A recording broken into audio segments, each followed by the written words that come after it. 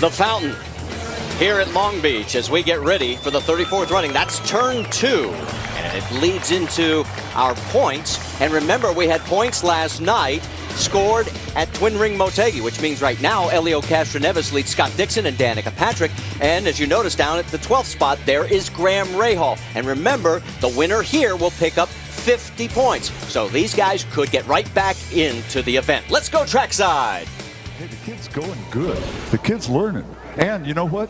Don't take offense. Looks a lot like his mother. Pretty. Thank goodness. Right? Yes.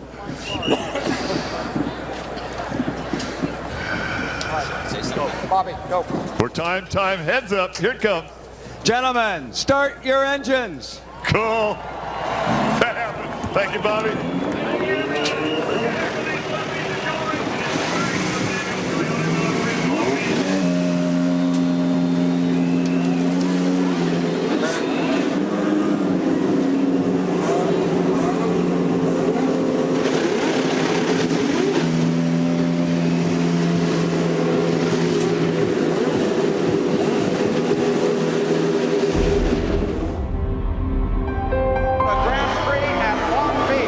The Grand Prix.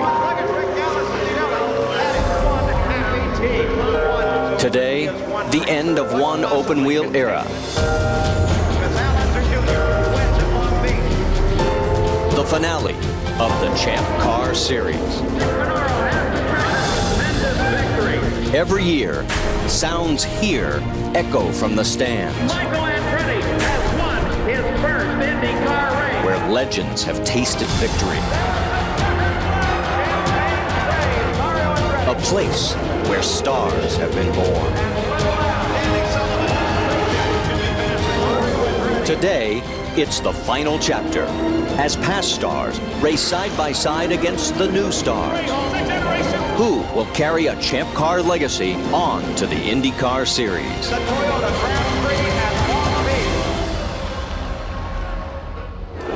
And there you see the cars have fired, and that is Frank Pereira in the 34 that has not yet come to life. And there is our pole sitter, the 02 McDonald's DP01 of Justin Wilson. And take a look at our starting grid. It'll come across the top of your screen. And boy, what a run by Alex Tagliani. You know, really in a part-time ride with Derek Walker, who's not running a full season. Everything was put together at the last moment, but just goes to prove that they can run up front in any type of motor racing they're involved with.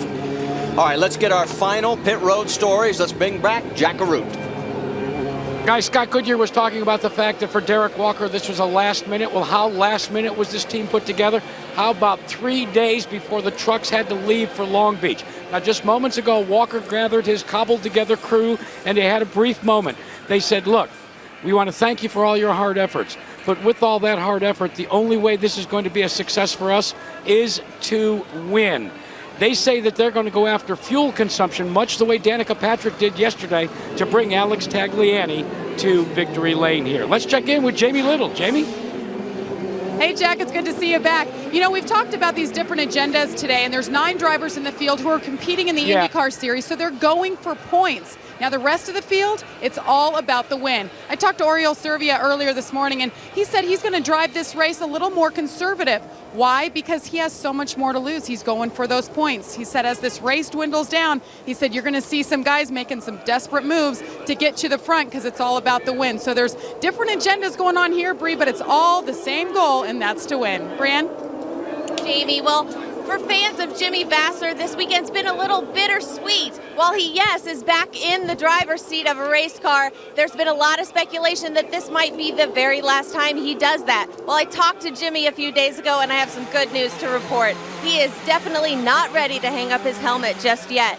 While he said he can't make it to the Indy 500 as a driver this year, he's very aware that in 2009, it's the 100th anniversary of the Indianapolis Motor Speedway, and he definitely wants to be a part of it. In fact, he said he's going to start working out this weekend. Guys, And we've got a helmet cam with Jimmy as well. That should give us some interesting shots. We'll show you that a little bit later. Let's talk about what we should be watching for in this race. Well, some different things in this series and the other series that we've been covering for a little while.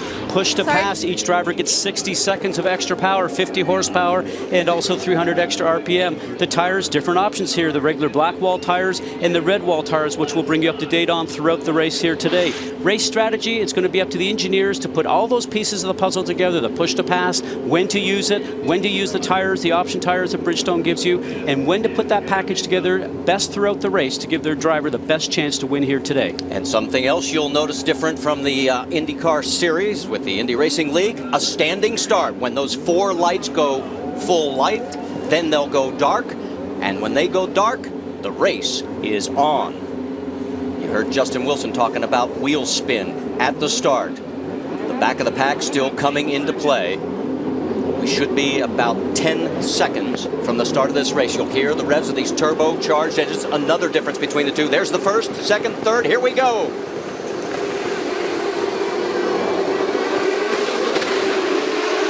Wow, what a start by Will Power. Did you see him cut around to the outside? Look out for turn 1. Justin Wilson on the left of your screen. Will Power dives for the lead and gets it. You know, the pole sitter, Justin Wilson, got an opportunity, Marty, to choose whether the driver's left, driver's right. On the start, he chose driver's right. And sometimes you make that decision, and sometimes it goes against you, like we had in this situation here where Will Power slipped up the inside. We're being told it is a full course yellow on the race course. We do not know why. And we have a car stalled now on the front stretch. And there it is. It's one of the KV racing machines. It can't make out the number. And now he got just pulled and restarted. Looks like Oriol Servia. Yes, it was. The 5 of Servia. So he will be back at the back of this field as he gets the tow, gets refired.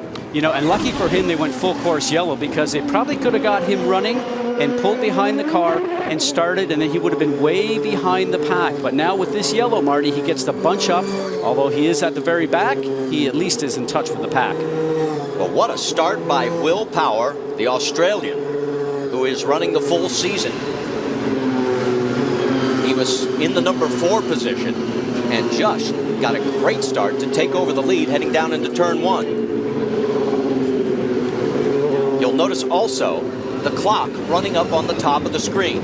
It is not a lap race, it is a timed race. 1 hour, 45 minutes. Let's go back, take a look at Power. Now, everyone is starting, and you can see Will Power, the second green and yellow car in your picture there, gets a great start, and you can see further in the back, the cars were stalled. Now, as we watch here, the lights will go off, drivers will start. You're on board right now with Will Power. He's got so much speed, he couldn't decide whether to go right or left. He makes it to the left, and this is what I talked about before. Justin Wilson, McDonald's car on the right-hand side, chose driver's right. Well, the first major turn, Marty, is a left-hander. I think I would have wanted to start on the left-hand side. I think he might be thinking that now, too. Take another look. Boy, what a great start by Power. Oh, Power down, just, and no pun intended, but he certainly cut the power down.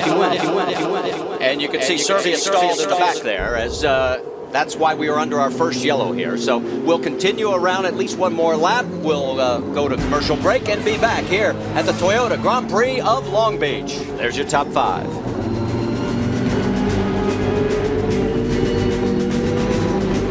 Back here at the Toyota Grand Prix of Long Beach, and we're back to green flag racing with Will Power in front of Justin Wilson, Alex Tagliani, Frank Pereira, and Paul Tracy. That's your top 5.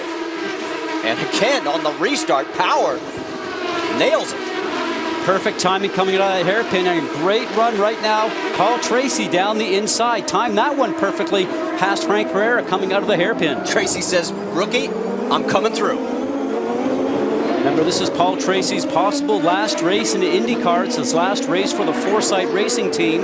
He's sort of been put on hold since the beginning of the season with the merger. And he said that he would love to be in the IndyCar from this point forward, and he's hoping that will happen starting at Indianapolis. The truth about Paul Tracy is he has always been known as a very aggressive driver, to say the least. It would be a shame if he wasn't a part of the new joined union in the Indy Racing League. And Hopefully somebody will say they want to sign him and get him back in the race car. And there he is right now running in fourth. And boy, that bump right there, you can see it rattles your tooth. Well, it's a compression bump, and it's been there even when I was driving here, Marty. What it does is just put so much pressure on your spine and really jars your neck into your shoulders. When you finish this race, as Paul clips the wall with that right rear, spins the back end of the car out just a little bit, recovers though. Maybe he will get past down the end of the straight. That's usually a loose speed coming out of here, but just to finish my thought on that last bump there, it just puts compression on your spine, and man, it's hard on you. Here comes Pereira. He's trying to take advantage of Tracy's mistake, and he lights him up, and he's going to go on the runoff area. Now he's got two options there. He can turn, or he could go all the way through. Oh, there you go. And now he just spun off the right rear tire. Remember when he hit the wall? That's exactly what happened. The tire is flat now. No! Almost got run over by, it looked like Roberto Moreno. And you know he's not going to drive that thing back there slow, that's for sure. What he ended up doing was breaking the outside of the rim when he clipped the inside of the wall in turn 11.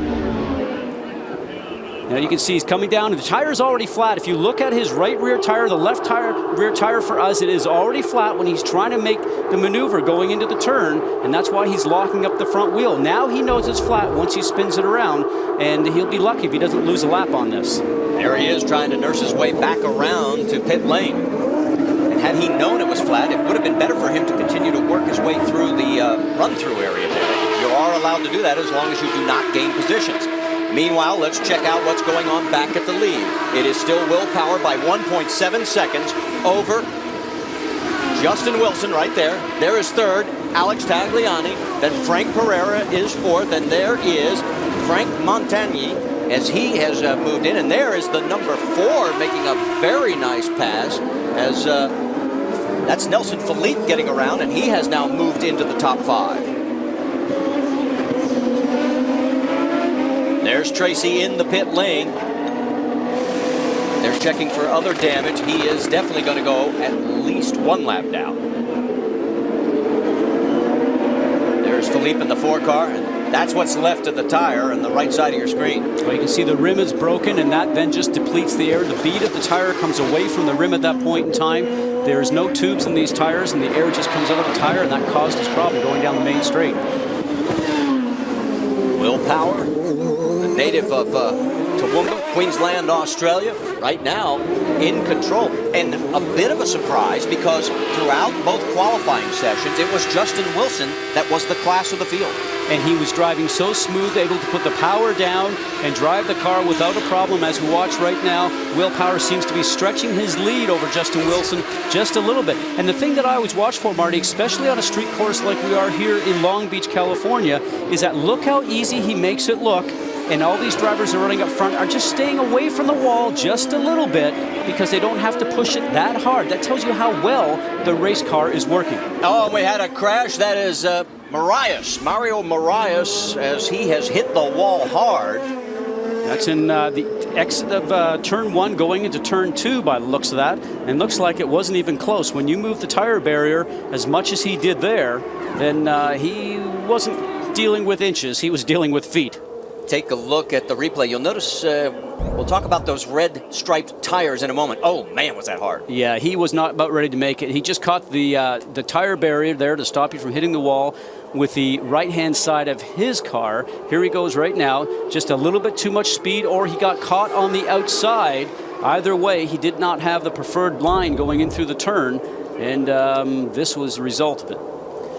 Moraes appears to be okay as he unbuckles and climbs out of the car. Now, there you see the red Bridgestone tires. Let's talk a little bit about that, Scott. Well, because you see right now with the red that is on the sidewall here, there's a lot of tires out there. The black walls, we call them. They're the standard tire. They're a harder compound than what they did the red tire. And the red tire, this red sidewall that you see there on the Bridgestone Potenza, is a softer compound that Bridgestone brings here. Now, a lot of drivers prefer this, but the tires might wear out just a little sooner than the hard tire. Now, the most important thing here today, though, is that the temperatures are not super hot, track is not super hot, and the red tires might just be the preferred tire, the fastest tire, and probably last the full fuel stint, Marty. And there is Paul Tracy back out on the track. He is shown in 20th and last position after that extended pit stop. Let's get more from Brienne. I spoke with Tracy's team. He said that he suffered a cut tire. They're not sure whether or not that was the result of some debris on the racetrack, but the good news is there is no other damage to his race car, and look for some aggressive driving from the number 3. Well, it was cut. I'm not sure if it was cut or if it was broken. I'm going to say that's probably what he reported in, but let me just say that it was the wall. Yeah, I think it was the turn 11 wall that sort of did that damage. There is your top 5, and of course, Paul Tracy has quite a bit of history here at the Toyota Grand Prix of Long Beach. He's won 4 of these. In fact, his first win came here back in 1993, and he was driving for the captain, Roger Penske. Stay with us. We're coming right back to Long Beach.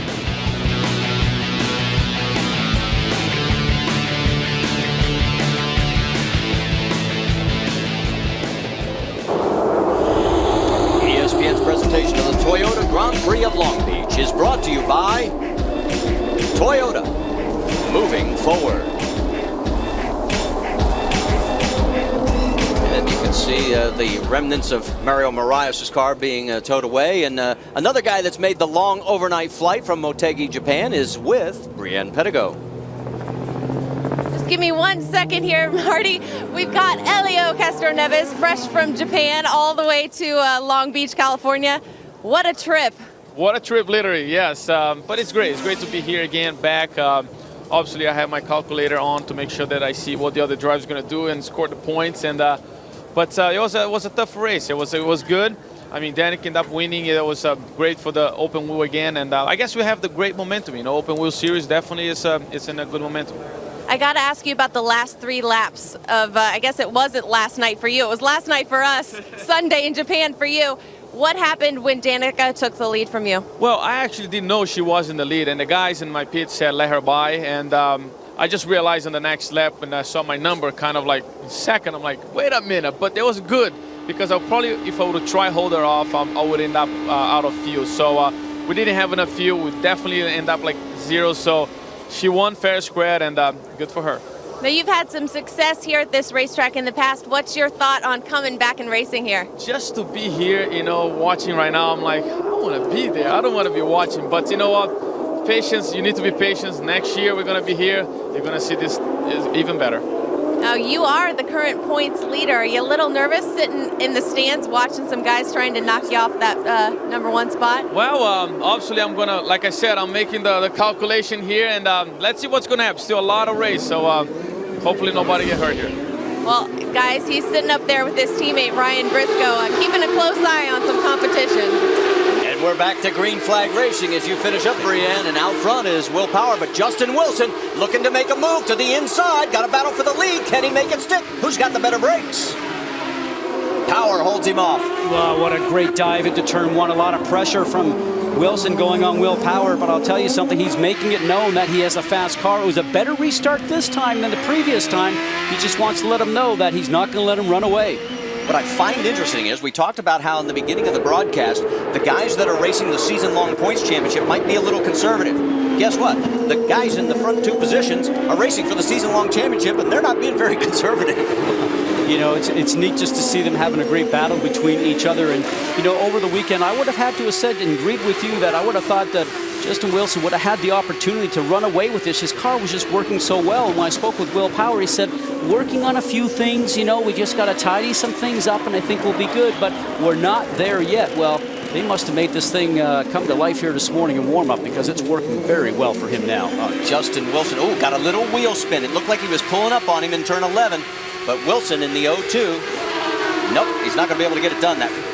It's amazing, just that little bit of wheel spin. Look at the difference at the other end. And it's the drive off of the hairpin down there that is so important. Remember, these cars do not have traction control, and then it's up to the driver to basically put his foot on the throttle as hard as he possibly thinks that he can without spinning the tires. Now, the differential on these cars is open, so you can actually make an adjustment between the ramps and preload and everything like that. In the back of those that mechanics work on to give the driver the best of the turn, and that's what the engineers work with the drivers to make sure that is working at maximum. And as we work our way back through the field, we pick up the 06 of Graham Rahal. That's Justin Wilson's teammate. And he has moved from 9th on the starting grid at the start of the race, and he is now moving 6th. And we talked to him before the race about the very topic we've talked about, the guys that are racing for the points championship versus those that are basically looking for a job. I think you're going to see a lot of drivers that are out there to win, and that's all. And there are a lot of people that are going to step in for their one race this year. And that's going to be tough because obviously we're out there to get good points and to win. And if they're out there just to finish and win the thing, and it's a different perspective because they don't care if they crash or crash you. And certainly we care because we need to finish and get the points. Well, as you ride along with Graham, you notice the clock running, an hour and 26 of racing left, a long way to go, and already teams are talking about strategy. We eavesdropped on Graham's team. Keep working your fuel for the first part of the lap, then get everything nice and warm. We are now racing a fuel strategy race. We're going to want to go longer than the other guys. Was this always a fuel strategy race? That last one, I was just trying not to let Bernaldi get too close. Trying to keep a fair gap. Bernaldi is the car right behind him, Enrique, in the 36. That's Angari blue and silver machine. It's interesting because on this series here, the Champ Car Series, there is no options for the driver to change fuel trim inside the cockpit. On the IndyCar Series and the IRL, they have a knob on there which they can go from fuel position 1 through 5. 3 of them are for making the engine run leaner, improving fuel mileage. Yes, you get a little less horsepower, but then you actually let the engine do the management of conserving fuel. Not so here. There's only one position for fuel. It's 100%. And what's going on now? Trouble. Off to the side. Trouble for Justin Wilson. He has pulled up and out as he has made his way into the runoff area. Now, we talked about this before when Tracy went off. You can go through here. Well, and I got to believe that he knows that he is done because he did not even attempt to make turn 1. He was going down the main straightaway and went off to the right. And you can hear the engine right now is not running. So something happened with it, and he got offline, made the racing room available for the other cars on track. A very professional move. So that means that man right there, Alex Tagliani, has moved up to second with Justin Wilson, our pole sitter, out of the race. And there is the steering wheel coming off, and he is climbing out. And while he does that, Jack, you have more on Tagliani? Absolutely, guys. Alex Tagliani knows that this is a fuel race, and what I mean by that, he can calculate the time and the amount of mileage he must make.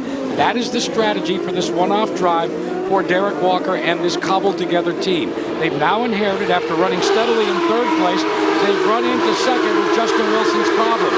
All through the course of the first part of this race, all Derek Walker and his driver have been discussing is how best to make good fuel mileage, and the best way here to do that is the short shift, Scott. And Jack, can you bring on something I was trying to finish up there a moment ago before we saw Justin Wilson go offline, is that because the drivers don't have that management system on board like the IRL cars, it's up to the driver, as you're mentioning. So they do short shift, they take their foot off when they're running down the straightaway to try and give the car a little less RPMs and use a little less fuel. So it's really up to the driver to make mileage in this series, and the pressure's on the driver solely. It's not happening from the pit lane through the management system. And right behind Alex Tagliani, right there is the rookie Frank Pereira. Pereira, the 2006 Toyota F1 test driver.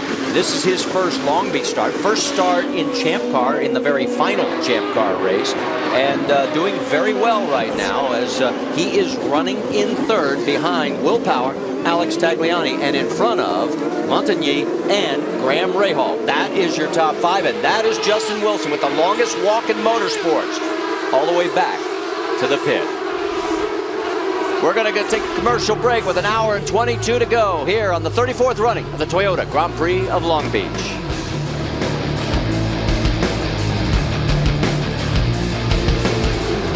Back here at the Toyota Grand Prix Long Beach. Take a look at our motorsports calendar coming up for next week. We got the Summit Racing Equipment NHRA Southern Nationals qualifying on ESPN2 Saturday, 6 p.m. Eastern. Then we'll be in Kansas next Sunday, 5 p.m. Eastern on ESPN2. And that'll be followed by the finals of the NHRA competition, 7 p.m. Eastern, also on ESPN2. Back out to the streets of Long Beach. One of the men that's going to be racing next week against Danica Patrick as she tries for 2 in a row will be our race leader, Will Power, as Power now has almost a full second lead over Alex Tagliani. Let's get more from Jamie Little. Well, Marty, as you know, everybody's talking about fuel consumption, and they need to kick it back a notch. And they're telling Will Power right now, you're doing a great job with that. He said you're conserving perfectly, and right now they're thinking they're going to have to pit around lap 30 to 31 actually is what they're getting out of the tank. So he's doing his job. He's doing it well. He started fourth. He took over the lead early on, and he told me earlier, guys, how much it would mean to win here. He said, we don't get many opportunities in the IndyCar Series because we're working so hard to get up to speed on those ovals. So a win here today would be huge, guys. And we're working lap 19. As you know, it's a timed race, and that's what we show up on the top of the screen. So that gives you an idea how much longer these cars can go before their first scheduled pit stop. And let's talk a little bit about the fact that what they're trying to do is make this race in 2 stops, Scott Goodyear. And the most important thing there, again, is that fuel mileage that we talked about. And one of those things that they have to watch for in each driver is just trying to conserve. And we talked about squeezing the accelerators slowly and smoothly as you come off the turns, not trying to stab it because you end up just using up more fuel that way, trying to be smooth through the shifts and smooth through the downshifts, and maybe just trailing off the throttle a little bit as you're going down into the turn, coasting into the turn a little bit, getting on the brakes and trying to keep the speed up through the turns. Basically just not trying to put your foot on the throttle as much as necessary as you would do. And that's the thing that you try to do in these types of cars. There again, because you don't have the ability to turn it back via the knob in the management system in the cockpit. And we're moving our way back a little bit in our coverage to right there to Antonio Pizzonia, because we got to give him a little shout out. He has made the biggest move up through the field since the start of the race. He started 15th. He's come up 5 positions up to 10th, and he's 9 seconds behind the race leader right now. And Pizzonia is obviously got a long background in Formula One. More on that, but first let's get more from Brianne. Marty, well, he is moving up impressively today, and he had a little bit of a setback starting yesterday. His steering went completely out twice during practice and qualifications yesterday. During qualifications around lap 2, the paddle shifting on his steering simply stopped working. I guess there's 2 batteries, one that pulls the paddle shifter back into place. It fell out of the steering wheel, so he had no steering. They had to completely replace that today, and obviously it's working, guys. And he is one of those drivers looking to impress somebody to pick up a ride. He has 9 starts for the Williams F1 team in 04 and 05, and right in front of him is Bruno Junqueira, as that will be a battle for position. So Pizzonia, the man on the move right now. Another guy that's on the move. Let's check in a little bit further back, and there is Jimmy Vasser, and soon to be in your shot, there is Paul Tracy. That's right. The words of his demise were premature, as after the early contact with the wall, the car is held together. He got a new set of tires and stayed on the lead lap. He is back to 15th, and you can see his cycle right there as far back as 19th.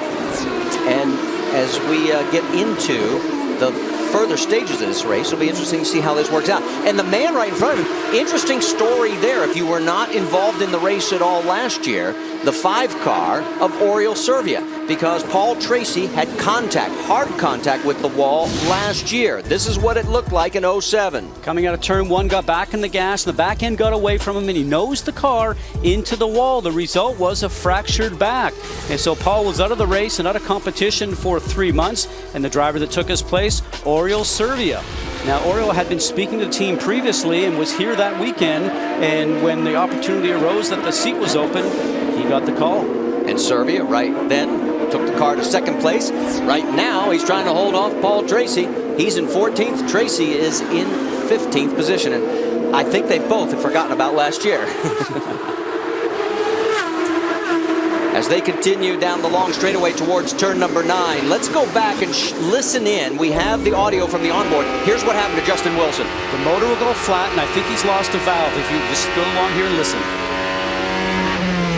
Right there, the motor just goes flat. A very professional job to get to the right-hand side, to get off the racing line, because he knew that his day was done. Sounded like my lawnmower. Jamie Little, you've got him?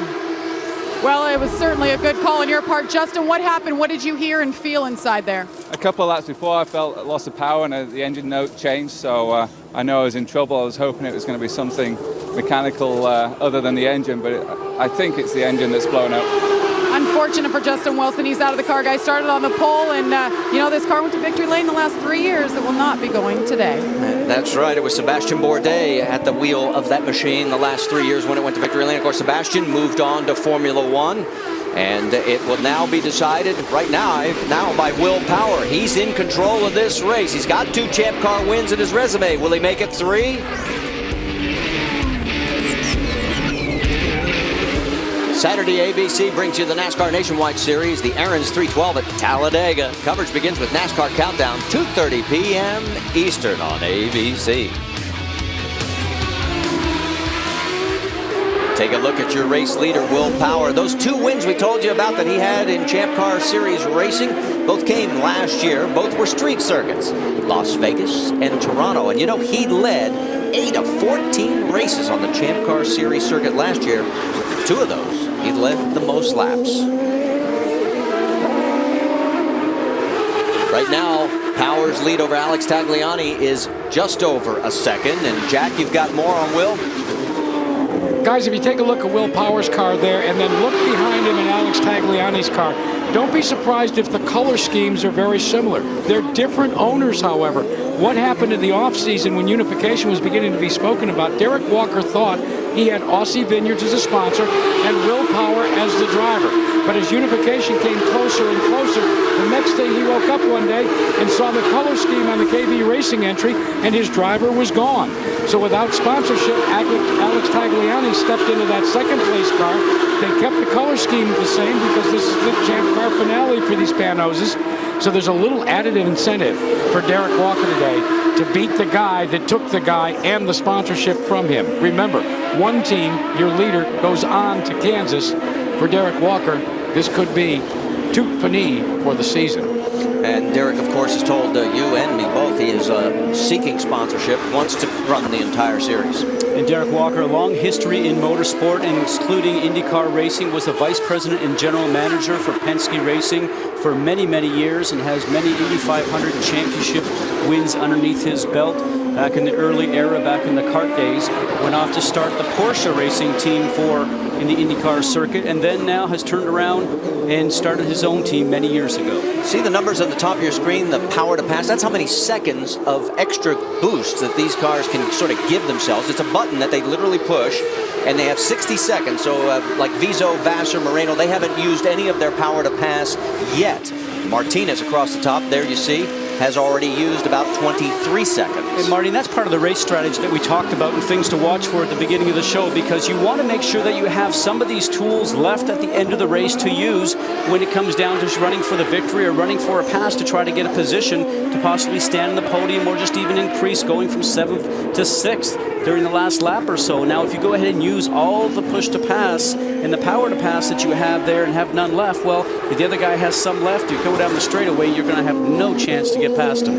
Antonio Pizzonia has a problem in pit lane, and this is going to cost him dearly. Remember, he had made the most positions from the start of the race. He had picked up 5 from 15th to 10th, but now the Rocket Sports entry is apparently dead in the water. Well, what they're trying to do is to get him started. It looks like the car is not out of neutral, so possibly a driveline problem, because every time the mechanic tried to start the car in the back, you saw the car jump forward, so they'll have to get that rectified before they can send him out. Well, what we're hearing is potentially 3 laps to pit for our race leader, Will Power. We're working lap number 29. It would all fit together when you come back to join us. The streets of Long Beach are alive with the sounds of turbos as we're getting ready for pit stops here. In fact, we're getting word that Alex Tagliani, second place right there in the number 15, will be pitting this time by. And yes, he makes the turn into pit lane as we're working lap number 30 here at Long Beach. And also, it looks like Will Power has made the turn into pit lane as well. Jamie? And Will Power, remember, he didn't come in for a splash and go earlier like his teammates did. They're taking off that red set, putting the black set on. No changes planned for Will Power, who's been dominating. Jack? Alex Tagliani drops the hammer, and he is off and away. No changes on the car other than they went from the reds to the blacks. They hope that that will change the slight understeer issue that he's been dealing with during fuel conservation, guys. All right, thanks, guys. And that is the harder of the compounds. The black tires, the harder compound. And what a lot of drivers said is that they put the softer compound on at the beginning of the race when the track won't have as much rubber on it, and they're not running that as fast of a pace. They think it's more of a conservative fuel run. Here we go with Nelson Philippe, just number 4, sitting here on the side of the track. That looks like turn 11, the tight hairpin, which is usually taking up 30 miles an hour. Now, he is offline, Marty, so maybe he had a mechanical problem and he just tried to get out of the way. Meanwhile, we check back in with Will Power, and we'll wait to see how it falls into place. And we're now being told there will be a full course yellow. And you saw Paul Tracy get around Oriol Servia. Don't know if that happened before the yellow came out. It was awfully close. We'll wait and see what race officials say. But if that holds true, Tracy will move all the way up to 6th position, because remember, we had a number of cars take their pit stop before the yellow came out. So this could be very costly to some of those cars that made the stop just before Nelson Philippe has his problem in turn number 11. There is your race leader, E.J. Viso. Now, E.J. has not made his stop.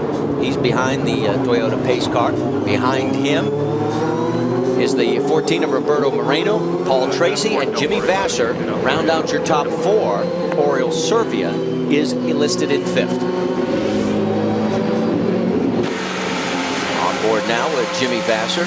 His 16th start here at Long Beach. There's only been 34 of these races. And he's saying, guys, let's queue up just a little bit further, a little bit tighter. He understands how to play this game. He wants to make sure that pack is as tight as possible and they get caught up to the pace car. So when they get in the pits, he's got no patience for these guys. Well, I'm just wondering also if there's an issue with Tracy. You know what it was? That yellow was out when Tracy went by. That's what I thought and too. I think exactly you're right. And that's what he's saying. Hey, man, I need the spot in there. But Tracy, see how close that Tracy's going to end up just following up behind Roberto Moreno? He's not going to leave any space for Vasser to sneak in the middle there. Well, we'll wait and see what race control says, because... 3 cars not cooperating. And you just heard on the radio. Pit this time, buddy. 3 car not cooperating. So it'd be race control. Tony Cotman could turn around and pass along the message and say that the 3 car needs to be behind the 12. I just thought of this. When was the first time you ever heard that line? The 3 cars not cooperating. Yeah. When does Paul ever cooperate? But that's going to be one of the reasons we need him in the Unified Series. There he is, your race leader. Looks like everybody's coming in. Let's send it to Jack Arute. Guys, Jimmy Vasser on his get-off-the-couch tour, as he likes to call it, is coming in for a stop. Now watch.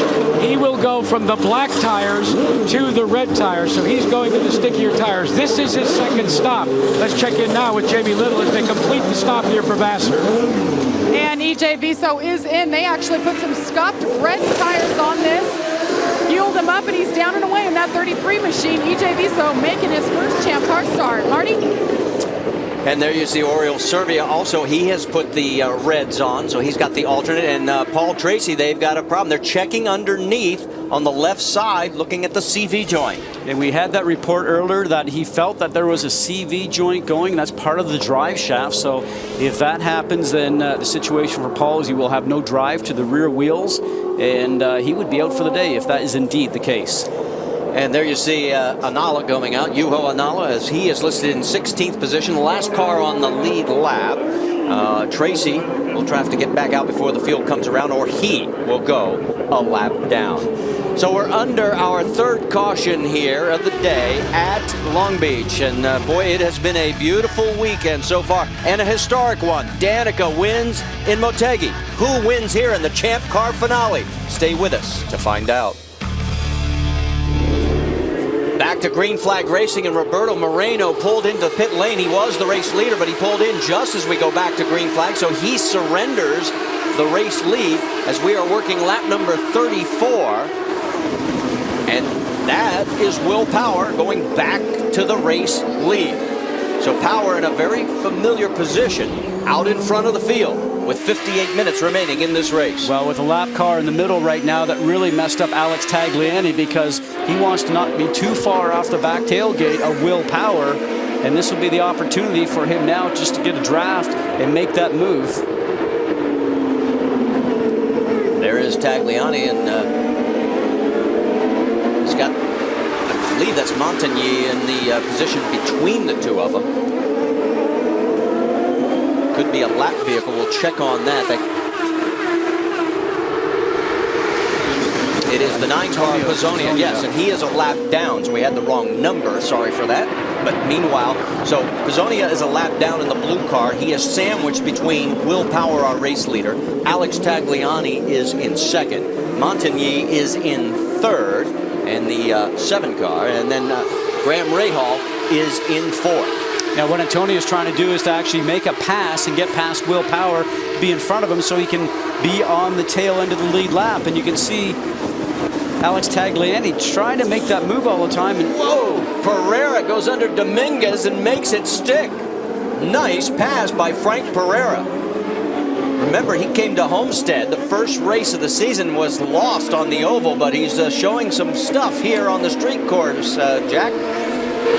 Guys, one of the things the crew's been talking to Frank about is the way he restarts on the restarts. They wanted him to get a little bit quicker. They liked that restart. Thus far, he said he felt as if the car was where it wanted to be, but they are in fuel conservation mode as well. It's a little bit different when you start to realize that the only thing they can do to conserve fuel when they don't have a fuel adjustment on this Cosworth power plant is what the driver can do with his right foot and with his paddle shifter. That's exactly right, Jack. Another difference between the Champ Car and IndyCar Series. Over in the IndyCar side, several settings for fuel.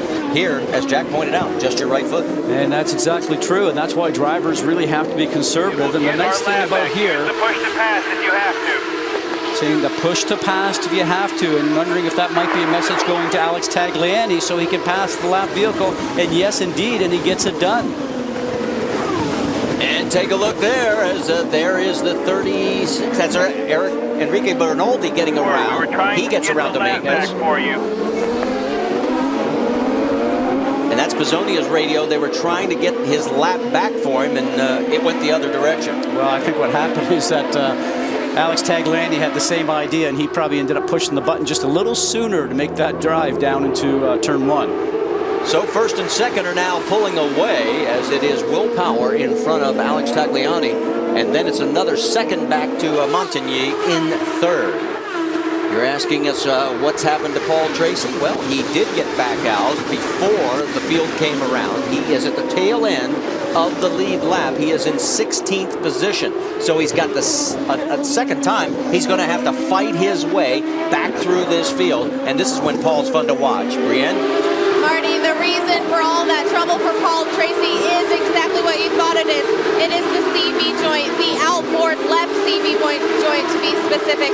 I spoke to Ken Seawick, his race strategist. He said they put a clip on the joint, but they're not sure that they got it in all the way. But they did add some grease to hopefully alleviate more of the problems. But he's back out there. This team is fighting.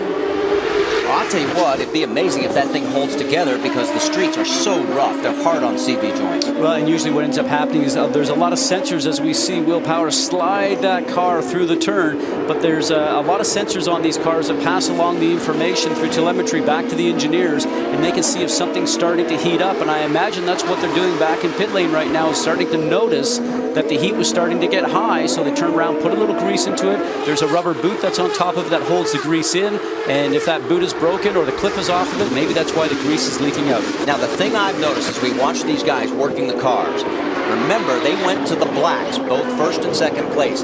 We didn't see Will Power sliding nearly as much on the softer compound reds as he is on the black. So obviously it gives the viewer at home a great idea of the difference between these two tires. Well, he's sliding around a little bit more, and they're also running just a little bit slower because it's taken until that lap there to finally find into the 69-second bracket, which is where he was running consistently with the Redwall Bridgestone Potenza tires. So maybe it'll take a few more laps for the temperature and the heat to build up into these tires so he can make those great times that he was doing before. That's Jimmy Vasser going underneath Bruno Junqueira, so the old man has still got a little spunk left in him. I hope he doesn't mind me calling him an old man, but he is one of the veterans of this field. Well, when most of the drivers are in their 20s or early 30s, when you get to be in your late 30s or in your 40s, like some of these guys are, then you are right to call them an old man. Oh, he's 42 years old, and by any stretch in open wheel racing, that is on the older side. And we had a chance to talk to Jimmy about the significance of the reunification. A lot of Champ Car still lives you know, in the new IndyCar, or not the new. I guess it is the new. Yeah, you know, it still lives, and I think over the next few years, when you see the schedules evolve in 09 and potential chassis engine combinations come down the pike, you know, I think that and I hope that that the IRL, you know, takes what was good, some of the good about what Champ Car had, and incorporates that into the future IndyCar. And for Jimmy Vasser, they've gone to the old school to get Jimmy someone to be his tactician. Up in the scoring box for Jimmy Vasser today is Tom Anderson. Anderson, of course, one of the early car owners in IndyCar competition, one of the first Champ Car teams to go over to IndyCar. Tom has been asked by his friend Jimmy Vasser to come over here and call the shots today. Remember, this is a one-off team for the Get Off the Couch tour for Vasser. I asked Jimmy how much work did he do to get ready to get back in the cockpit. He says, well, I started working out about 9-10 days ago. I looked at him and I thought, maybe that's the key to being a good race car driver. Don't press yourself too much too soon. Thanks, Jack. You know, while you were talking, there was a pass behind Vasser, and that was the 37 of David Martinez getting around Junqueira. And there he is right there, so we ought to give him a tip of the hat because that was a very nice move. Well, you know, it's interesting when Vasser was talking about things that are in this series that he would like to see over in IRL. Whoa! Oh! And a mistake there is going to cost him a couple of spots. Well, just no drive coming out of the turn, so you wonder if it's maybe something to do with the gearbox or possibly power, but he's back up to speed now. But I know a lot of people around here just love the sound of the turbo engine with this Cosworth engine. They love the power to pass button, which gives you options. And a lot of drivers also love the option tires that make the car handle a little bit different and give you a different strategy, more options to pass here when you have those different tools in your toolbox, Marty, to set your car up. And we mentioned that this is Jimmy's 16th year. Let's take you back to the year that he loves the best. How about 1996? He was running for Chip Ganassi's team at that time, and Chip was happy. And why not? Because they just won the race. Some of the history here at Long Beach. Boy, and talk about history. We've had a lot this weekend. Danica Patrick's win yesterday, and who's going to win today? Let's talk a little bit about the motorsports calendar as you ride along with Graham Rahal at Summit Racing Equipment. NHRA Southern Nationals qualifying will be next Saturday, 6 p.m. Eastern on ESPN2, and then we'll be in Kansas next Sunday. First time you'll get to see Danica Patrick and everybody back together on the same oval, 5 p.m. Eastern. And that'll be followed by the finals of the NHRA Power Drag Racing Series, 7 p.m. on ESPN2. And we mentioned Graham Rahal running fourth right now and has been closing in on Montagny right there in the index machine. As he is on the black tires, in other words, the harder compound, but is doing a very good job on it. The neat thing right now is that he's been able to work away at getting the car a little bit faster. When I unloaded off the truck the other day, it was not that good, and he said to me, I think we are just off on setup. St. Pete's was very good for us, but we're just off on setup here, but they've made some great gains in this last day and a half and into qualifying and even warm up here this morning. And now it looks like the car is comfortably getting through the turns. Now he's on that harder tire, the black tire. He's got a lot of tools at his disposal, still has the red wall tires to put on during the next stop if he wishes to do so. Remember, a little bit more grip out of those red wall Bridgestone Potenza tires. Push to pass, he seems to have lots of that, so he can find some more power with the engine. So we'll have to see what kind of strategy the team's going to work for him when it comes down to run for the checkered. And we should point out, remember, points are being awarded towards the IndyCar Championship, and Graham, where he stands right now, would be tied for 5th in the points. Will Power, with him running up front, would move into 7th in IndyCar points. So this is very, very significant for all these positions. And they're very much aware of it. And when you see cars go by, if the rain light or the light that's on the back of the car is showing as we start to look at some of this information here along the bottom screen, you see the throttle being picked up all the way through the gearbox, a 7-speed gearbox here. Watch the speed on your left-hand side. Going up to 12,000 RPMs, it should get over 170 miles an hour before turn 1. And then back down the gearbox from 7th. Quick couple of shifts down here with a paddle shift, and then you start to work through 3rd gear all the way through around the fountain and towards the back part of the section of the racetrack. Now the rain light, as I started to mention, that's on the cars that you see. Those are the ones that are running towards the championship for the complete season standings. As you can see, Graham's car going away from you right there with the red light on, and that's to let the other drivers know that those are the ones that are in the championship hunt. Well, and one thing we should point out about Graham's paint job, if that looks a little familiar, like maybe from the days when Nigel Mansell was driving for that team and Mario Andretti, it is. It's a retro paint fit. And let's talk a little bit more with Jackaroo. Oh, wait a minute, look at this. Graham's getting dicey. Look out. So much for worrying about points. Well, they're both taking advantage. Oh, and he gets hit. Montagny gets into him and he goes around. Does anybody tag him? No. He's going to lose a lot of positions here. That was a brave move on the outside of the turn, because sometimes you can make it work, sometimes you cannot. But what he was trying to do was try to be on the inside for turn 11. Boy, he can find reverse very quickly. Now light that thing up and spin it sideways if he doesn't have the thing stalled. What a great job. Well, he may be wanting to reconsider. So talked about exactly what we were mentioning. Montagny is not going to be racing the entire season. He has nothing to lose here. Graham had a lot to lose, and he falls back because of this. Well, as they're coming down towards turn 9 after that long back straightaway, what he's trying to do is take advantage of the traffic car that they're starting to go around, the 14 of Roberto Marino. Now he's on the outside, and he thinks maybe if I can make it away around here, I'll be on the inside for the next turn and get the run down the straightaway, but that did not happen. Here we go again. Now this is turn 10 around the outside. That left rear of Graham Rahal just gets touched. And boy, he is so fortunate not to get taken out by the other cars. Boy, and this is a tight line, Marty. Up over the curbing, and he actually starts just to rub the wheels together. And here you go, you're fighting, the adrenaline's going, you're not going to give up, and now you're going, man. And he has dropped back to 15th position and is a lap down. So a very costly maneuver for Graham Rahal, our winner 2 weeks ago. And as we talked about the big picture of things as these drivers move on down the road, our first incident between a driver who's trying to make an impression, Frank Montagny, trying to win a job with somebody, and Graham Rahal. Well, I think Graham is actually not down a lap. I think he's just at the very tail end of that group right now, so he's got to get his foot on it so he's not going to turn around and get caught up by the guys that are leading.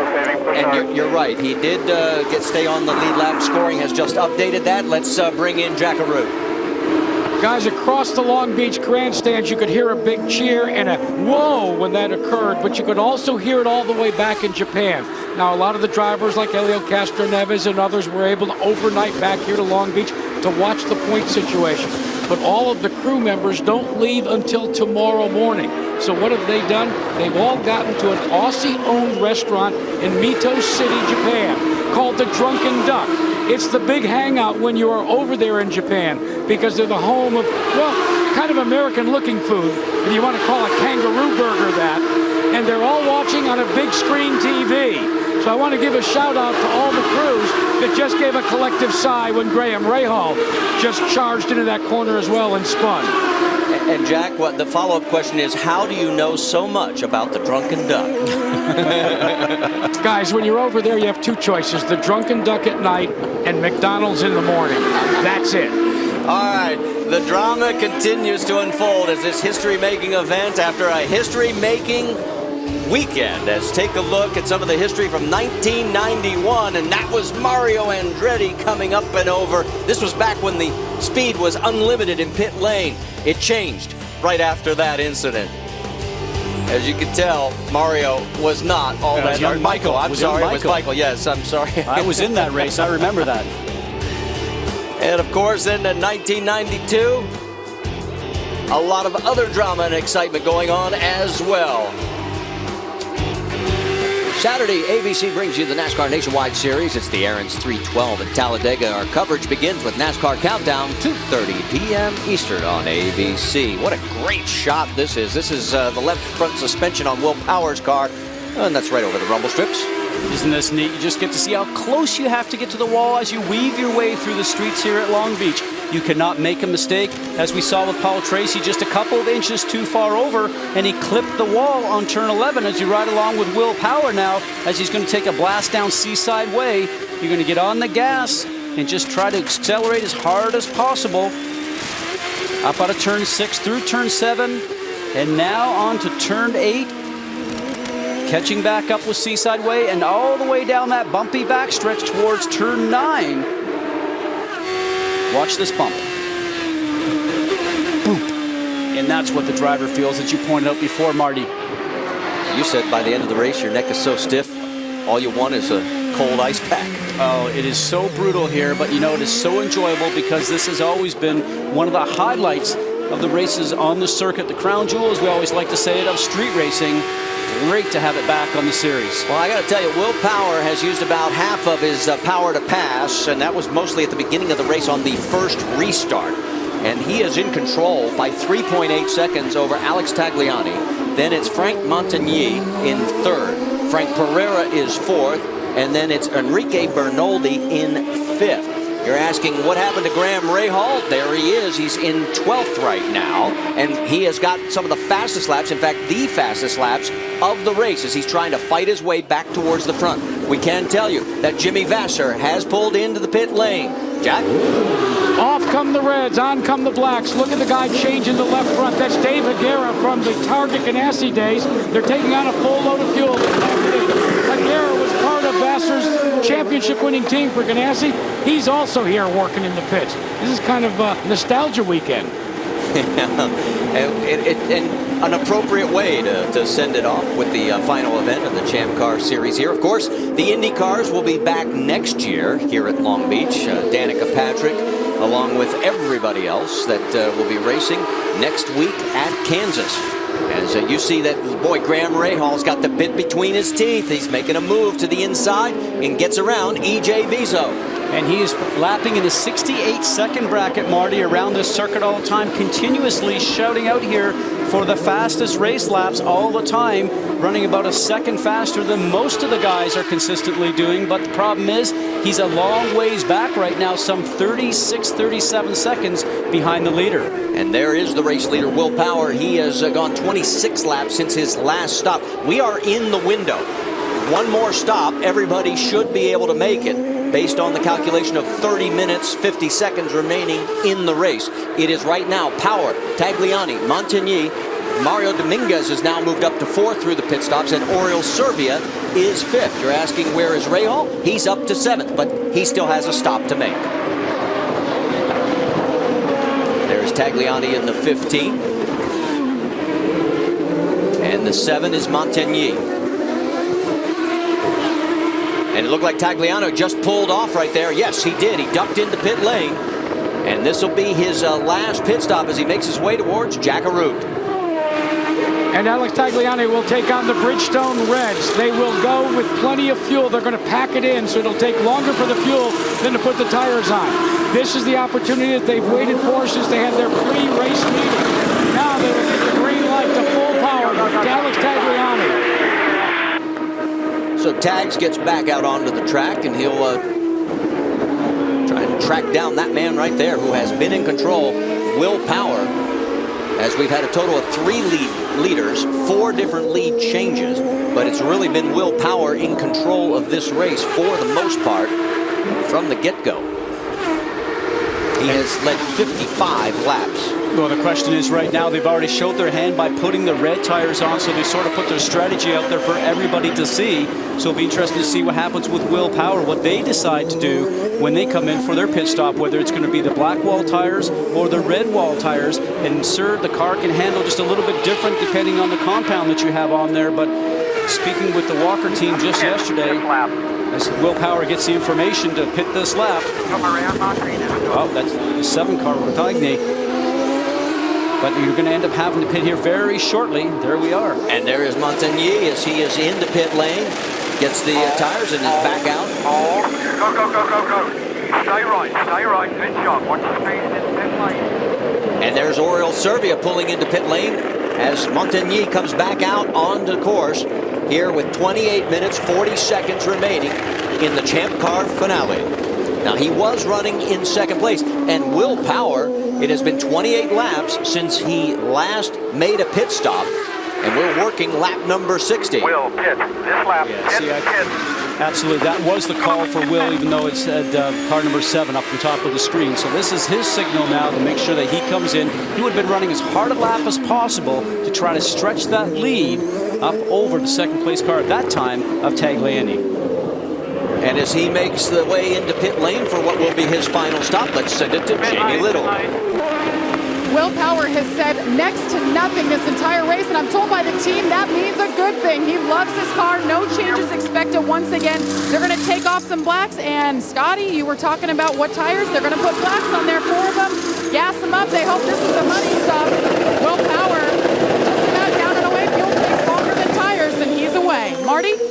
All right, thank you, Jamie. And the question will be, who ends up with the lead? It should be Mario Dominguez, as he would be next to cycle through. If he has pulled in pit lane, we'll find out. We'll see how it all sorts out here at the streets of Long Beach. Now, should have Will Power coming out of the pit lane. Is Tagliani just behind him coming off the front stretch? Let's just sort of see how far behind, or did he go by? Here we go right now. And we can tell you that there is Tagliani, and that's Montigny. That is for position, and boy, Tagliani just takes it away from him. Will Power, a faster in-lap, a faster out-lap. We'll have to see if he can complete that whole package together now, but he put down some great times there once he knew that his pit window was open and he had to get in. Now, according to scoring, that is for 3rd and 4th on the racetrack. They're showing Dominguez in 2nd place, although I did not see his car go by. And they did show him going into the pits the same time Will Power had went into pit lane. So we'll find it out. We'll sort it all out when we come back to the Toyota Grand Prix of Long Beach.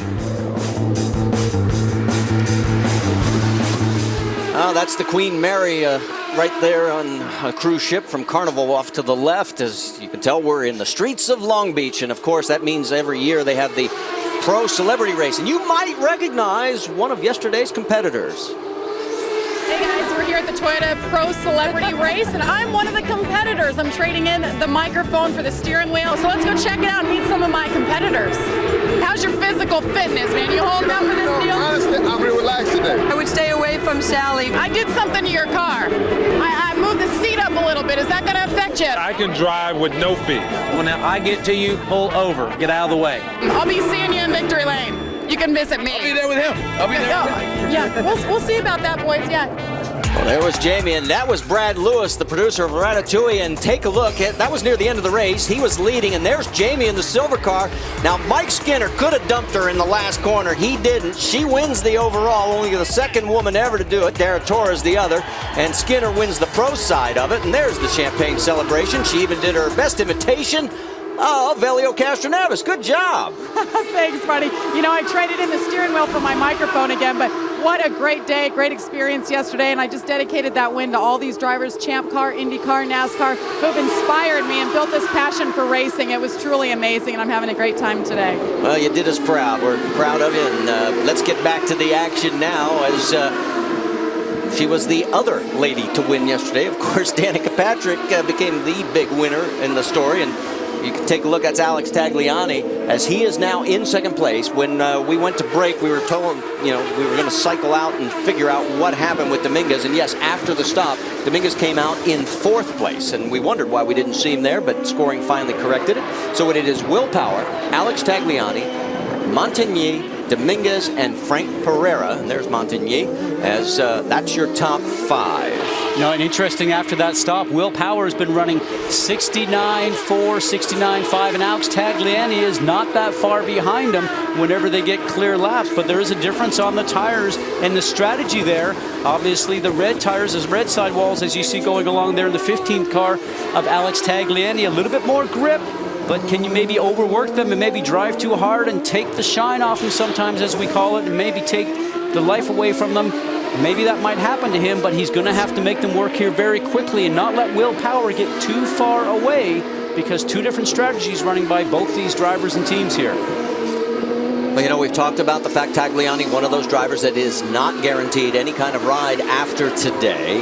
And as we look forward into the big picture of things, the buzz has been about Danica Patrick and her big win yesterday in Twin Ring Motegi. And I guess the question is, as we close this chapter of Champ Car, where do we see this sport going now? I mean, the kind of momentum that we're seeing with Graham Rahal winning and now Danica, the media play is just going to be incredible, I would think, going into the next two races, especially the month of May at Indy. I don't think since unification, Marty, that you could have written a better script to have someone like Graham Rahal, a second-generation driver, win at the streets of St. Petersburg. Just a great new street race that's on the circuit right now. And then coming here to this event and coming back to Long Beach, which has been one of the crown jewels of the kart series that I competed in back in the 90s. I think this is all building towards momentum at the right time. We'll go to Kansas next weekend, a great racetrack, and then we'll go off to the month of May at Indianapolis. And I just think that it's going to continue building down the road from there.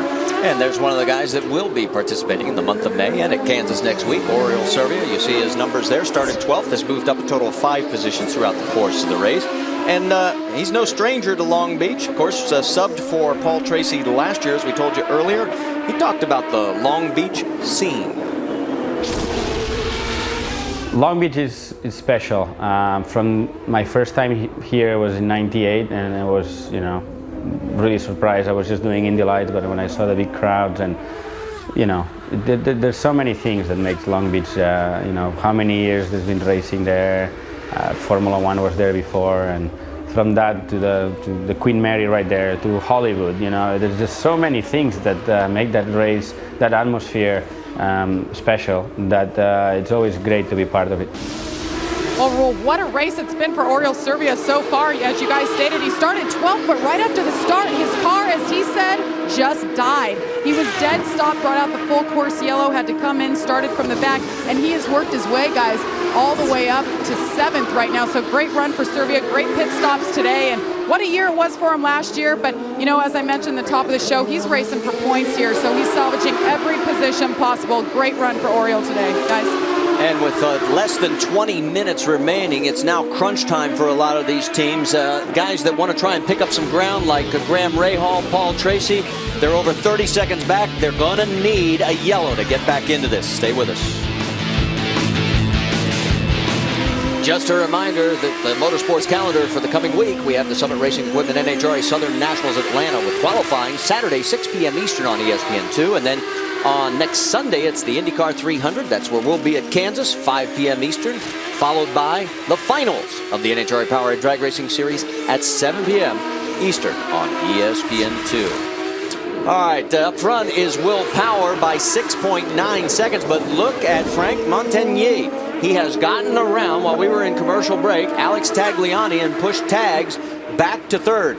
Let's take you back to what happened heading towards turn 9. Got a great drive off of turn 8 because Tagliani started to get the back end sliding around just a little bit, and a perfect timing to turn around and use a little bit of that power to pass to make that move on Tag, and he got it completed.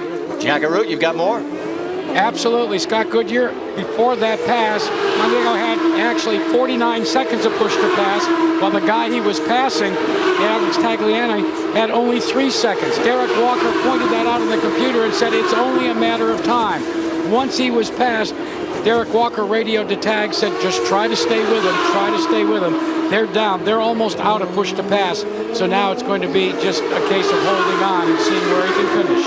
And I got to tell you, that this is one of those elements I'd like to see incorporated into the IndyCar series, especially on the road courses and street circuits, because it adds an element of excitement that the fans can sort of tune into. We can tell them exactly how much power to pass these guys have left. I think it's a neat concept. It is, and it's a different tool in your toolbox to use as a driver, and the strategy for the team that we were talking about at the beginning of the show and what to watch for. And the other side of that, too, is that it gives the driver something that he knows that he has to use just to get by if you have to. But there's pressure on you not to go ahead and use it irresponsibly, which, right now, Tag is in a situation where he's used it a fair amount and left himself nothing to be able to combat anybody that has it left on their side, and that's exactly where I think you have to play that game. The other side of it, too, I'm watching now, is maybe these red tires, the red wall tires, don't work as well once you start to get the car out there running after full loads are starting to go down and the car starts to get a little bit lighter, because the guys that are running the fast times right now are using the standard black wall tires. So the question is, the reds are a little softer this year. Are they too soft? Maybe are they just a little bit too soft and they start to move around? Or I'm noticing a lot of rubber around this racetrack here, Marty, so maybe the blacks are the way to go. 12 minutes, 49 seconds and counting as the clock continues to run on the final Champ Car race at Long Beach. Stay with us. Don't forget, Saturday, ABC brings you the NASCAR Nationwide Series. It's the Aaron's 312. They'll be at Talladega. The coverage begins with NASCAR Countdown at 2:30 p.m. Eastern Time. For more, just log on to ESPN.com. You're looking at the battle for second place here at the streets of Long Beach. And I should say, let me correct myself, it's the battle for third, as we got Willpower in front of Montigny, Tagliani, and Dominguez, and that's Dominguez all over the back wing of Alex Tagliani. And the time is running down, 9 minutes and 42 seconds. Let's get more from Jamie Little. Well, guys, what a run for Mario Dominguez. You know, he started 16th, or he's worked his way up. He started 10th, actually. He's worked his way through the field. A big day for Pacific Coast Motorsports. You know, this is a second-year team, and they're expected to make a big announcement next week that will involve their participation with one team in the IndyCar Series. They haven't announced their driver yet, but I have a feeling that this man, Mario Dominguez, will be at the Indy 500. Stay tuned next week for more on that. So, great run for him right now. Mario Dominguez running fourth. Marty? All right, thanks a lot, Jamie. As the laps and time continues to dwindle down, 9 minutes and 2 seconds, you aren't going to believe who has just slipped into our booth. All the way from Japan, the champagne is dry. That's right, Danica Patrick is going to join us. Say hi to everybody, we're on camera. We'll talk to her when we come back in our very cramped quarters here in Long Beach. Well, if you've been in a cave or stuck on the space shuttle and the space station, you may not know that Danica Patrick did this with 3 laps to go, passing Helio Castroneves, picks up her first career IndyCar win. I think Mom's lungs were going to explode right there, and there is the emotion of the victory as it was 50 starts, and that's a great photo right there, and she has joined us here in our booth, and there she is, and you look none the worse for wear. Thanks. Well, this is what 20 minutes of freshening up does as you come straight from an airplane from Japan. So yeah, that was funny actually to see Mom, because I did a live shot for ESPN from the track, and you know, they do a little clip before, and all I heard was shrieking, and then they said, "That's your mother." You know, they said, "Your mother. She has an excuse. It's your mother." And now I get to see it. She claims she didn't squeal. Oh, she did. She did. And you've now seen it. Tell me about it. What's been the trip like back? Has it all sunk in?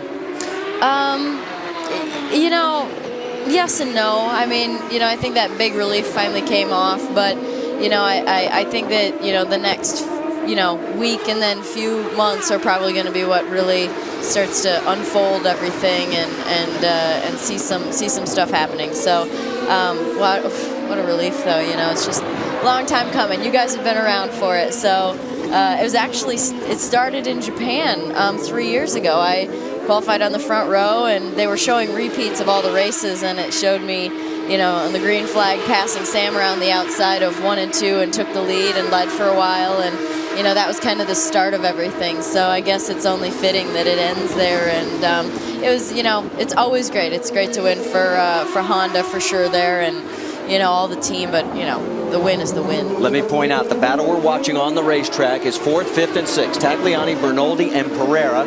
You'll be able to keep that. That's the best action we have going on the track, but obviously the attention, because of the historic event, I mean, it has been everywhere, not just SportsCenter. I mean, not just the sports page, front page on a lot of papers. Can you believe it?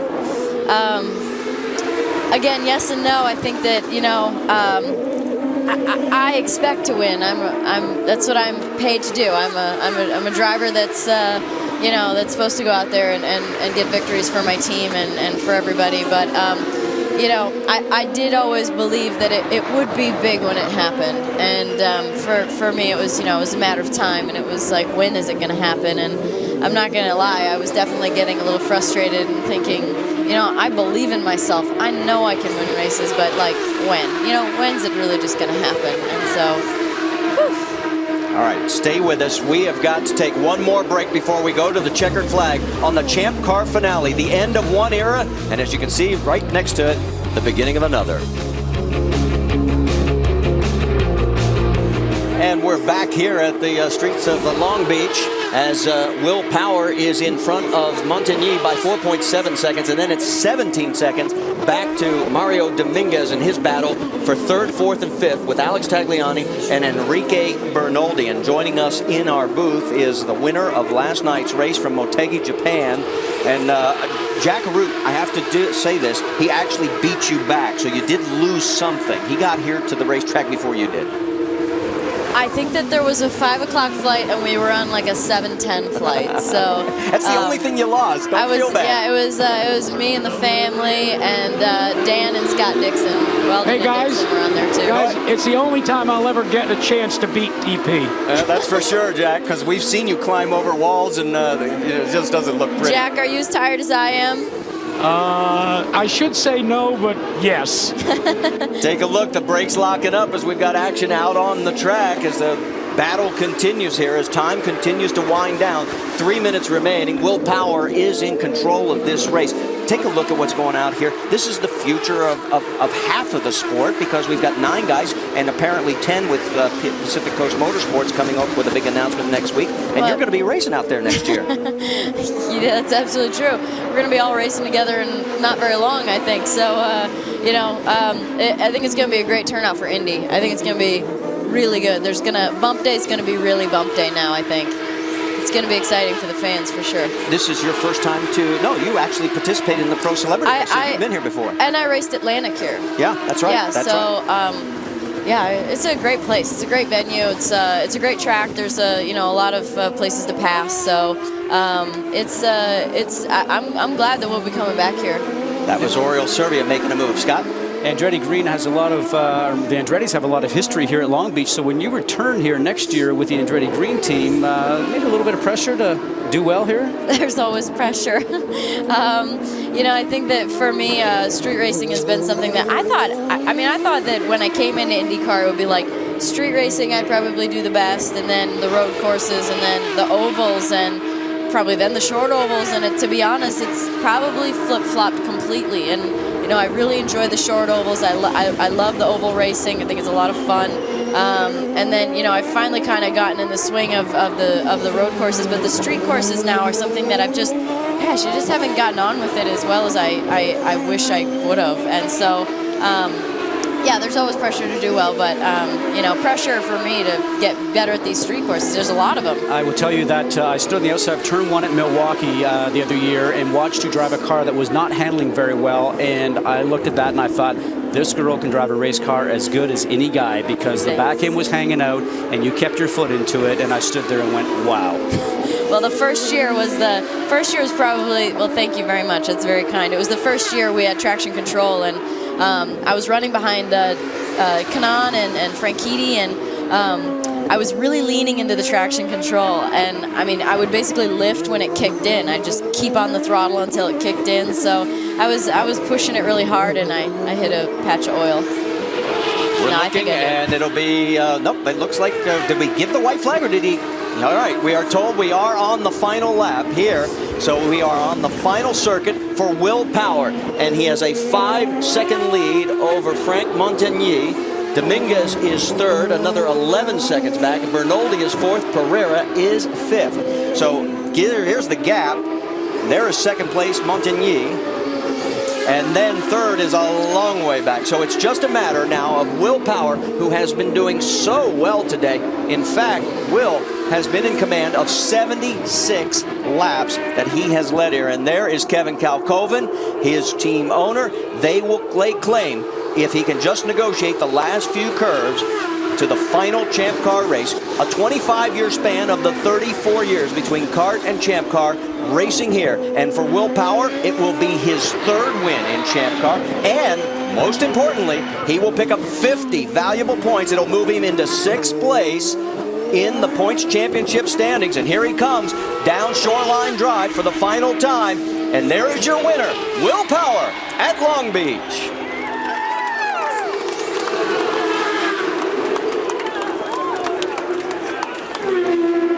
And how wonderful for Kevin Kalkoven, who was one of the owners of the Champ Car Series. As you mentioned, Marty, now merged in with the IRL. Oh, and Graham Rahal has crashed, and it looks like that's in the turn 8 area. So on the final lap, Rahal had been up to 7th place. He had worked his way back into a good points position after having the earlier contact and dropping all the way back as far as, I believe, I remember, about 14th place. So this is going to hurt him in the points championship. And there is your winner, Will Power, waiting for everybody to make their way through. And he's down in the turn 1 area doing the traditional donuts. And let's check in with Jamie Little. Well, Kevin Kalkoven, one of the leading forces in the unification process, of course, synonymous in Champ Car. How do you sum up the emotions today? It's the end of an era today, and you guys go out on top. Well, isn't it wonderful? It was also great that my partner, Jerry Forsyth, had the number 2 car as well. So a great day, a great moment in motor racing history, and now we move forward to another great series. What does this win mean for Will Power as you guys move forward in the IndyCar series? Well, he's proven that he's one of the great road racers of all time. I mean, he was second in qualifying at St. Petersburg. He won here.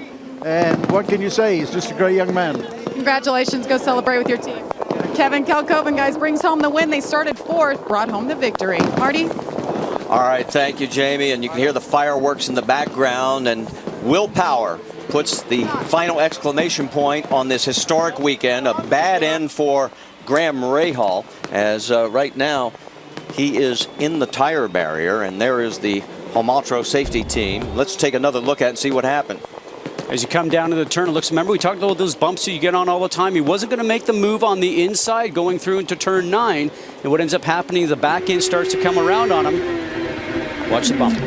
Bang. Car starts to lose grip. He goes around. The back end comes around on him. He puts himself in the tire barrier. Unfortunately, he'll probably lose a few position and probably lose a few valuable points towards the championship run. So not the end of the race that he was hoping for, but for Will Power, certainly what he was dreaming about, a victory in the final Champ Car race here on the streets of Long Beach.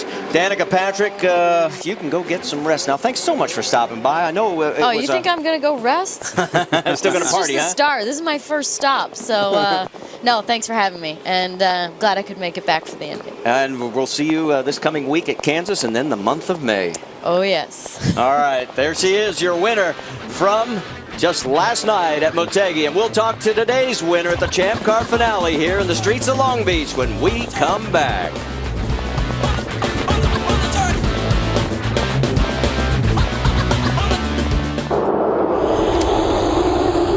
ESPN's presentation of the Toyota Grand Prix of Long Beach is brought to you by Toyota, moving forward. Well, the 34th edition from high up there in the condominiums along Shoreline Drive there just a moment ago is Will Power climbing out of the car, and the adulation of the thousands of fans here for the 34th running of this great event. And let's send it to Jack Arute, who's caught up with him. Well, Will Power may have won this race on the start. Tell us about that, Will. Yeah, we got a ripper start. I was doing plenty of burnouts before, not after the hairpin though. But yeah, it was good start, good strategy. We ran well, and you know, the yellows played well into our hands. So it was a good race. It was a very solid race. This is the Champ Car finale at maybe one of the cornerstones of Champ Car success. On television or not, well done. Yes, fantastic. Congratulations from your car. And let's go back. It's Long Beach. It's a cornerstone of the history here of open wheel racing, and now it's going to be part of unification. Can you describe the feelings to know forever that your name will be etched next to the final Champ Car race in history? It's an awesome feeling, you know. I'm so happy for the team, Aussie Vineyards, all the guys that worked so hard over the winter and had to get this IRL program going, and I just feel great for everyone, all the effort they put in. So now you're going to move on and you're going to go back to the IndyCar series on a 1.5 mile speedway. What are the challenges there, going back and forth between the Panos and now the IndyCars?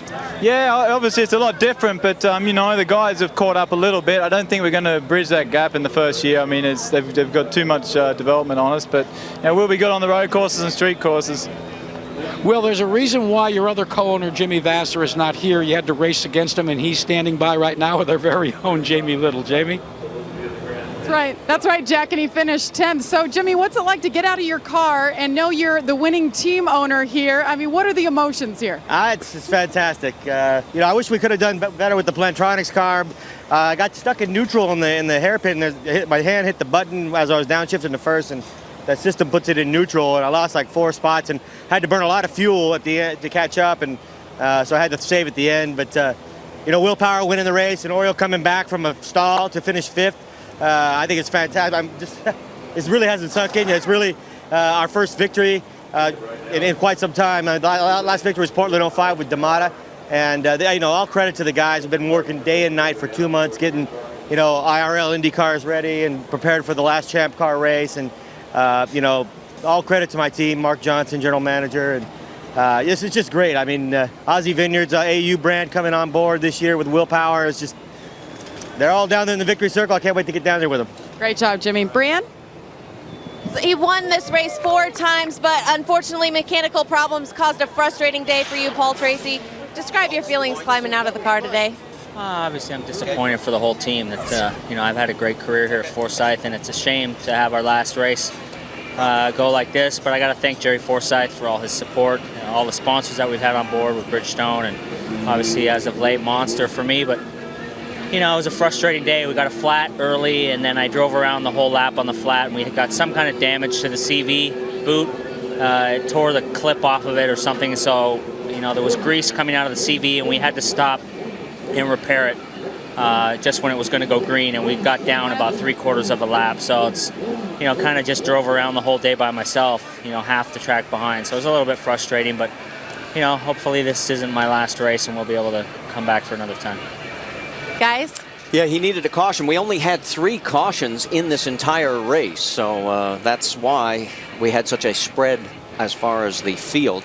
Let's take a look at the results. There were 13 cars on the lead lap, and you can see behind Will Power, Frank Montagny, Mario Dominguez, Enrique Bernoldi, Oriol Servia. That's your top 5. And then there's Jimmy Vasser in 10th. Paul Tracy did come back to finish 11th. And the last car on the lead lap, 13th, Graham Rahal, and you saw what happened to him into turn 9. 4 cars did not make it to the end: Moreno, Anala, Wilson, and Marias. And from there, we take a look at the points. And we went back and looked at the calculations again, and Will Power actually is ahead of Dan Wheldon. I had him in 6th. The official count has him in 5th. What do you think of all this? Well, 3 extra points for leading the most laps, a very dominating performance. He will have his challenges when he gets to the ovals, as he mentioned, but it won't take long for those transitioning Champ Car teams to turn around and understand the ovals, and I expect they'll be more competitive at Kansas than they were at Miami.